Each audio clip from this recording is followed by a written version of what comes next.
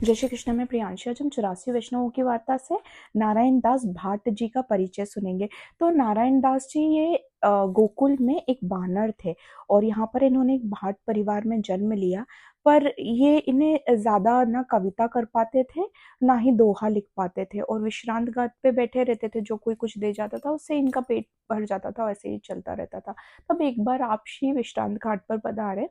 तब संध्या मध्याह्न के लिए जब पधारते थे, तब इनके मन में विचार आया, ये कोई महापुरुष है, इन्हें मैं अपना हाथ दिखाता हूँ, अपना भाग्य पूछता हूँ। तब आप श्री के पास ये दंडवत प्रणाम करके गए और बताया, महाराज मैं इतना मूर्ख क्यों हूँ, ऐसा आपशी से उन्होंने बोला। और मेरे भाग्य में क्या द्रव्य है भी कि नहीं है? ना मुझे कविता अच्छे से करते आती है, ना दोहा बोल पाता हूँ। मैंने भाट परिवार में जन्म लिया तो भी मेरे में कोई ऐसा गुण नहीं है। तब आपशी ने कहा कि तुम्हें श्री ठाकुर जी बचाना चाहते हैं, तुम्हारा कोई अहित ना हो, इसलिए तुम्हारे भाग्य में द्रव्य नहीं है। अगर तुम अच्छा कविता करोगे तो राजा या फिर जो बड़े लोग होंगे उनके सामने उनके अहंकार को पोषित करोगे, और अपना भी अहंकार पोषित करोगे। उनके सामने तुम अपनी कविताएं बोलोगे, और अगर बहुत अच्छा बोलोगे तो तुम्हारा अहंकार पोषित होगा, तुम्हारी हानि होगी। इसलिए तो श्री ठाकुर जी तुम्हें बचाना चाहते हैं, इसलिए तुम्हें द्रव्य नहीं दिया।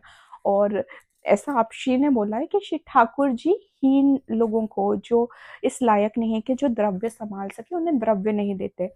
इससे समझने की बात यह है कि श्री ठाकुर जी, उनके पास तो सब कुछ है, हमें चाहे तो क्या नहीं दे सकते, अपने निज जनों को श्री ठाकुर जी क्या नहीं दे सकते। और एक जगह ऐसा प्रसंग आता है कि श्री स्वामिनी जी की जो महल है, उनमें जो झाड़ू लगती है, उसका जो कचरा कटका बचता है ना, वो कटके से तो कुबेर के भंडार भर जाते हैं।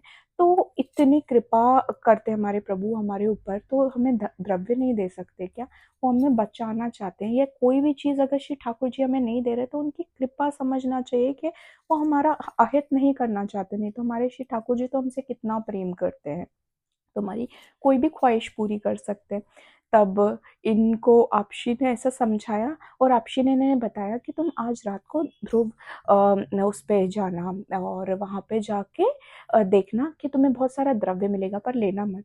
तब ये गए और वहां पर देखा तो बहुत सारे सोने चांदी के सिक्के पड़े हुए हैं। तो ये उठाने लगे। यमुना जी के महारानी के पास में से दो जीव आए और उन्हें बोला कि तुम्हें आचार्य जी ने सिर्फ द्रव्य दिखाने के लिए भेजा था, तुम्हारे भाग्य में द्रव्य नहीं है, इसे वापस रखो। और ये वहां से वापस आ गए। जय श्री कृष्ण। श्री वल्लभाधीश की जय।